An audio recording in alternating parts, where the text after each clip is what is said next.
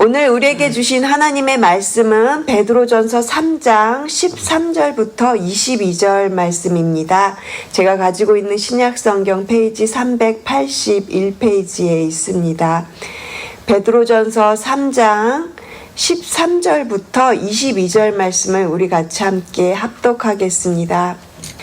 또 너희가 열심으로 선을 행하면 누가 너희를 해하리요?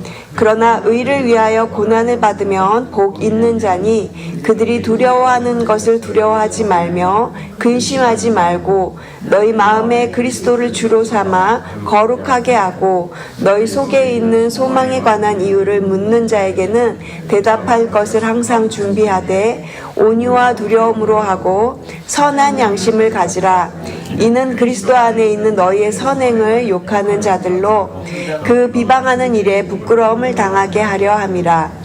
선을 행함으로 고난받는 것이 하나님의 뜻일진데 악을 행함으로 고난받는 것보다 나으니라. 그리스도께서도 단번에 죄를 위하여 죽으사 의인으로서 불의한 자를 대신하셨으니 이는 우리를 하나님 앞으로 인도하려 하심이라. 육체로는 죽임을 당하시고 영으로는 살리심을 받으셨으니 그가 또한 영으로 가서 옥에 있는 영들에게 선포하시니라. 그들은 전에 노아의 날 방주를 준비할 동안 하나님이 오래 참고 기다리실 때에 복종하지 아니하던 자들이라. 방주에서 물로 말미암아 구원을 얻은 자가 몇 명뿐이니 겨우 8명이라. 물은 예수 그리스도께서 부활하심으로 말미암아 이제 너희를 구원하는 편이 곧 침례라. 이는 육체의 더러운 것을 제하여 버림이 아니요 하나님을 향한 선한 양심의 간군이라. 그는 하늘에 오르사 하나님 우편에 계시니 천사들과 권세들과 능력들이 그에게 복종하느니라. 아멘. 산 소망을 지닌 믿음의 사람이라는 제목으로 오늘 본문으로 말씀을 나누고자 합니다. 지난 토요일부터 저희가 베드로전서를 시작하였죠. 그래서 지난 토요일에 담임 목사님께서 베드로전서 1장을 설교해 주셨습니다. 그래서 저희가 지난 묵상하지 못했던 그 내용들을 다시 한번 간단하게 설명드리면서 오늘 본문으로 들어가려고 합니다. 베드로전서가 쓰여진 그 당시의 로마의 황제는 네로였습니다. 이 네로 황제는 가장 극심하게 그리스도인들을 박해하였던, 그렇게 죽였던 아주 악한 황제였죠. 베드로전서는 예수님을 믿는다는 이유로 죽임을 당해야 했던, 그 당시에 굉장히 아픔을 경험해야 했던 그 당시에 성도들을 격려하기 위해서 쓴 편지입니다. 이렇게 고난의 시련을 살아가는 성도들에게 베드로는 무엇을 말하고 있습니까? 우리의 산 소망이 되신 예수 그리스도를 찬송하는 것이 우리의 삶이라고 그렇게 베드로는 당당하게 이야기를 하죠. 베드로전서는 고난받고 핍박받는 성도들에게 하나님의 백성으로서의 정체성을 분명하게 이야기하고 있는 편지입니다. 하나님의 백성이 이 땅에서 어떻게 살아야 하는지 그 삶의 모습을 이야기하고 있습니다. 예수님을 믿는 사람들의 정체성이 무엇입니까? 우리는 하나님께로부터 부름받은 자들이고 세상으로부터 구별된 자들이 바로 우리의 모습입니다. 한마디로 흩어진 나그네의 삶을 살아가는 것이 저희들 예수님을 믿는 자들의 정체성이라는 거죠. 이러한 우리의 정체성은 세상이 우리에게 살아가라고 하는 그런 정체성과는 당연히 부딪힘이 있을 수밖에 없습니다. 그럼에도 불구하고 우리는 흩어진 나그네로서 그렇게 하나님의 백성으로서 이 정체성을 기억하면서 살아가라고 베드로전서는 그렇게 우리에게 말해주고 있습니다. 그래서 우리의 삶의 자리에서 우리에게 주어진 역할을 그렇게 충실하게 살아가라고 어제 저희가 수요일 본문에서도 그러한 삶의 태도에 대해서 설교를 들었습니다. 어제 본문이었던 베드로전서 3장 12절은 그래서 이렇게 말하고 있었죠. 주의 눈은 의인을 향하시고 그의 귀는 의인의 간구에 귀를 기울이신다고 12절 말씀을 통해서 우리가 무엇을 기억해야 합니까? 하나님께서 다 보고 계시니까, 다 우리를 그렇게 우리의 간구를 듣고 계시니까 우리는 우리에게 맡겨진 삶의 자리에서 최선을 다해서 살아가자. 이것이 우리의 역할이다라고 어저께 저희가 설교를 통해서 설교를 들었습니다. 그렇다면 오늘 본문 말씀은요, 크게 두 부분으로 나누어서 말씀을 드리려고 합니다. 먼저 13절부터 17절까지는 고난받는 성도들을 향한 베드로의 권면의 내용이 나오고요. 그리고 18절부터 끝절까지는 예수 그리스도에 대한 내용을 말하고 있습니다.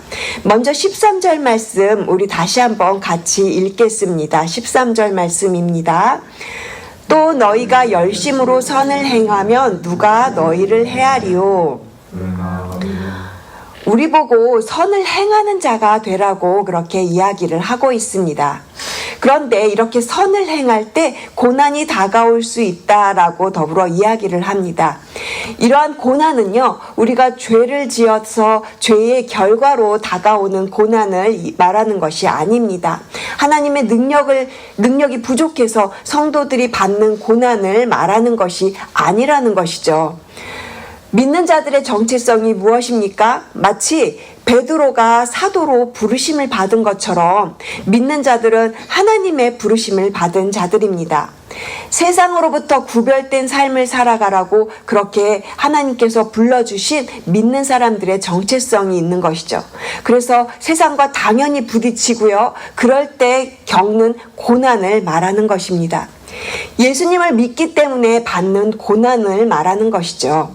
그래서 14절은 이렇게 말합니다. 그러나 의를 위하여 고난을 받으면 복 있는 자니, 믿는 자들이 선을 행하다가 고난을 받으면 무엇이 있는 자라고 합니까? 복이 있는 자라고 해요. 마태복음 5장 10절 말씀을 보면 의를 위하여 핍박을 받는 자가 복이 있다고 그렇게 예수님께서 말씀하셨습니다. 이 복은요, 우리가 보통 복이라고 생각했을 때 떠올리는 복이 아니죠. 물질적인 축복이나 자녀의 축복이나 명예나 권세 이런 것들과는 사실 전혀 상관이 없는 복입니다. 여기서 말하는 복은 마지막 날에 하나님과 함께 그 영원한 생명을 누리게 될 복, 생명의 복을 말하는 그러한 복입니다. 그렇기 때문에 예수님을 믿는 자들은 정체성을 가지고 살아갈 때 너에게 고난이 있느냐? 그렇다면 이 고난을 복으로 여겨라. 이렇게 베드로가 이야기하고 있는 것입니다. 왜냐하면 예수님을 잘 믿는 자들이 받는 고난은요, 그만큼 믿음의 정체성을 잘 지키고 지금 살아가고 있다라는 뜻이니까요. 그래서 그렇게 기뻐하라고, 그렇게 감사하라고, 하나님을 찬양하라고 베드로가 이야기를 하고 있는 것입니다. 나중에 하나님 나라에 가면 분명히 너희들이 받을 상급이 있다. 고난 때문에 시련 당하는 자들에게 주시는 생명의 면류관이 있다. 그래서 고난받는 자들에게 복 있는 자들이다라고 그렇게 베드로가 핍박받는 성도들 앞에서 이야기를 하고 있는 겁니다. 이러한 복 때문에 14절 후반절은 이렇게 말하고 있는데요. 그들이 두려워하는 것을 두려워하지 말며 근심하지 말라고 말합니다. 어떻게 두려워하지 않을 수 있습니까? 1장 말씀에서 이미 저희가 설교를 통해서 들었던 것 다시 한번 기억해 보길 원합니다. 예수님의 부활하심으로 말미암아 우리를 거듭나게 하사 산 소망이 되신 그 예수 그리스도를 기억하라고, 우리의 산 소망이 되신 그 예수 그리스도를 붙잡으라고 그렇게 우리에게 말해 주었습니다. 죽은 소망이 아니에요. 살아있는 소망입니다. 예수 그리스도의 그 부활하심으로 우리에게 산 소망이 되신 그 예수 그리스도 때문에 우리가 그렇게 다시 한번 하나님을 찬양할 수 있는 것입니다. 그래서 믿는 성도들은 이 땅에서 여러 가지 시험으로 인해서 근심하게 되지 않을 수는 없지만, 그렇지만 오히려 크게 기뻐하라고 그렇게 베드로가 그렇게 성도들을 격려하고 있는 것이죠. 이 부분에 대해서 메시지 성경은 또한 이렇게 말합니다.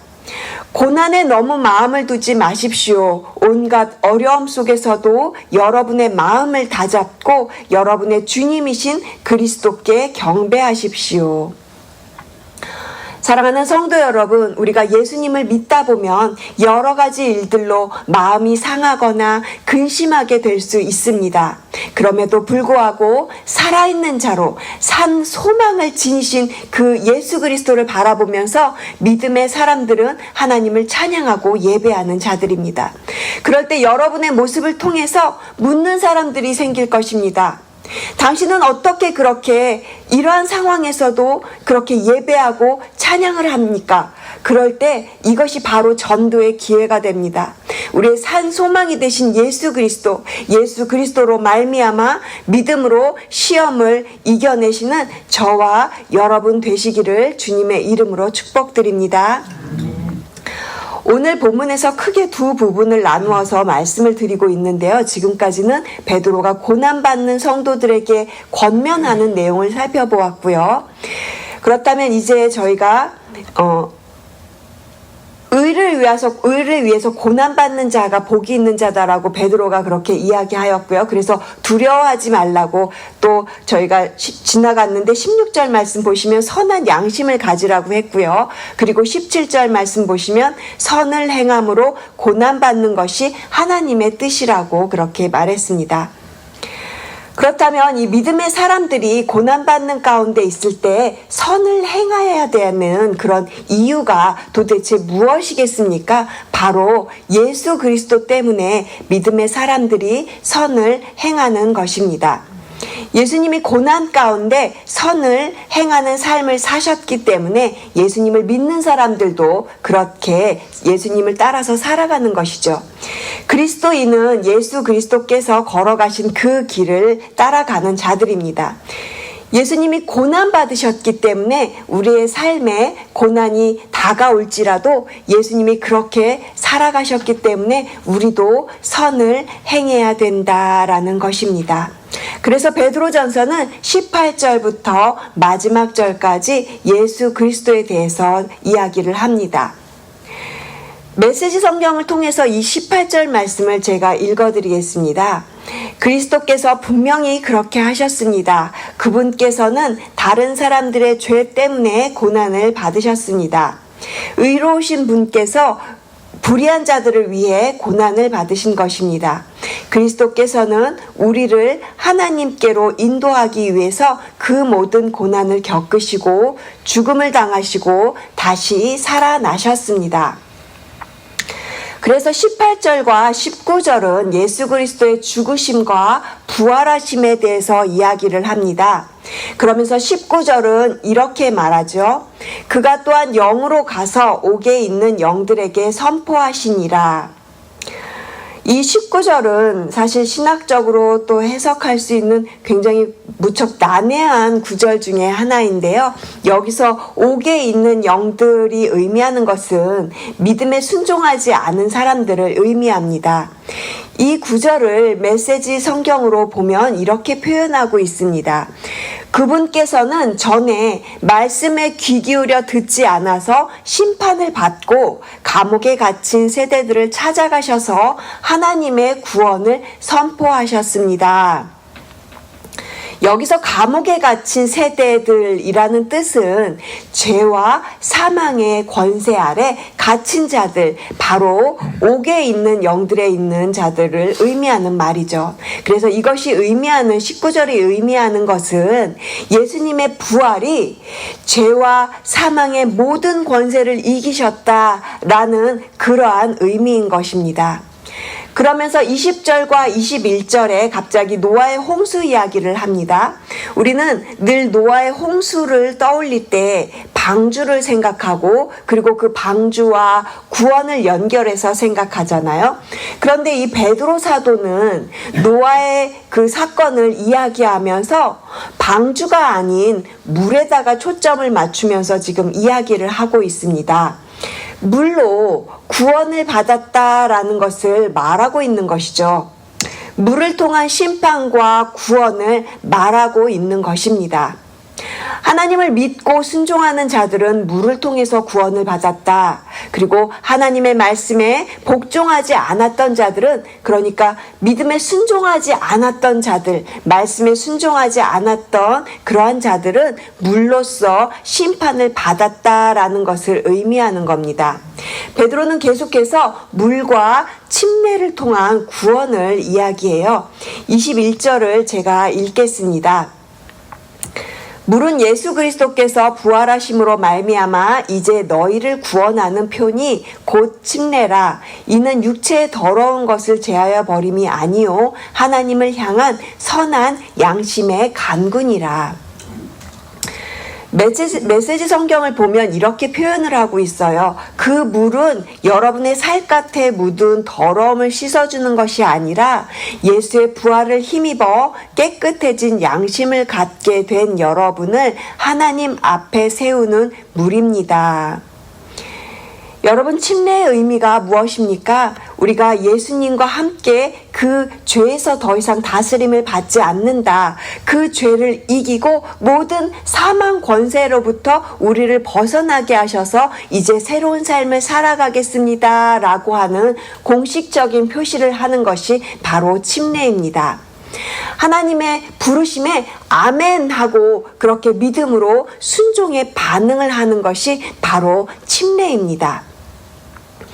예수님께서 죄와 사망의 모든 권세를 이기시고 부활하신 것처럼 우리도 예수님과 함께 죽었다가 다시 예수님과 함께 살아난 자들입니다. 설교를 정리하겠습니다. 오늘 사도 베드로가 우리에게 무엇을 말하고 있습니까? 우리의 삶 가운데 고난이 다가올지라도 선을 행하라고 말합니다. 어려움 앞에서도 선을 행할 때 사람들이 묻습니다. 당신은 왜 그렇게 삽니까? 왜 그렇게 살아가십니까? 그럴 때 우리의 대답은 예수 그리스도가 나의 소망이기 때문에 그렇습니다. 라고 대답할 수 있어야 하는 것이죠. 나의 소망의 이유, 선을 행하는 이유가 바로 예수 그리스도가 내 안에 계시기 때문입니다. 예수님이 나 때문에 고난당하셨고 나의 모든 죄를 위해서 십자가에서 죽으시고 부활하셨기 때문입니다. 이것이 나의 살아있는 소망이기에 나도 고난 앞에서, 나는 이 고난 앞에서도 주님을 그렇게 찬양하고 예배합니다 라고 그렇게 계속해서 나아가실 수 있는 여러분 되시기를 소망합니다. 사랑하는 성도 여러분, 이 길이 결코 쉽지만은 않습니다. 초대교회에 박해받던 그 믿음의 사람들이 어려움 가운데에서도 그렇게 그들의 신앙을 지킬 수 있었던 것은요, 오직 예수 그리스도를 바라보았기 때문에 그들은 견딜 수 있었던 것입니다. 우리의 산 소망이 되신 예수 그리스도를 바라보았기에 그 모든 고난 앞에서 당당하게 부르심에 합당한 삶을 살아갈 수 있었던 것입니다. 초대교회 성도들에게 산 소망이 되신 그 예수 그리스도께서는요, 지금도 여전히 우리에게 살아있는 산 소망이 되십니다. 우리를 하나님의 백성으로 불러주십니다. 그리고 우리를 살아있는 교회라고 그렇게 불러주셨습니다. 오늘 우리에게 주신 하나님의 자녀로서의 그 정체성을 기억하시면서 오늘도 말씀의 순종함으로 나아가시는 저와 여러분 되시기를 주님의 이름으로 축복드립니다. 기도하시겠습니다. 하나님 감사합니다. 우리의 산 소망이 되신 예수 그리스도로 인해서 주님을 찬양하며 감사합니다. 우리를 하나님의 자녀로 불러주신 그 부르심에 합당하게 살아가는 저희들이 되기를 소망합니다. 그래서 성령님을 더욱 의지합니다. 그래서 더욱 말씀 붙잡고 나아갑니다. 어떠한 일 앞에서도 우리의 산 소망이 되신 예수 그리스도로 말미암아 다시금 일어서고 성령께서 부어주시는 힘으로 살아가는 오늘 하루가 되게 하여 주시옵소서. 감사드리며 이 모든 말씀 우리의 산 소망이 되신 예수 그리스도의 이름으로 기도합니다. 아멘.